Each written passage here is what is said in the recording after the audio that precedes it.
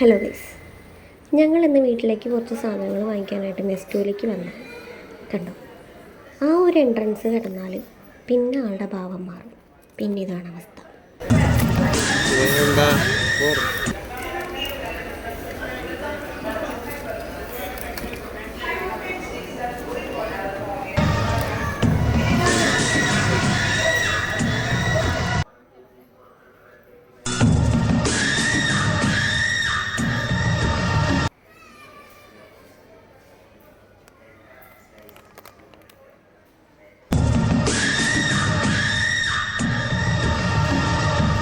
Hyper market എന്നല്ല, വേറെ എന്ത് ഷോപ്പിങ്ങിന് പോയാലും ഇത് തന്നെയാണ് അവസ്ഥ.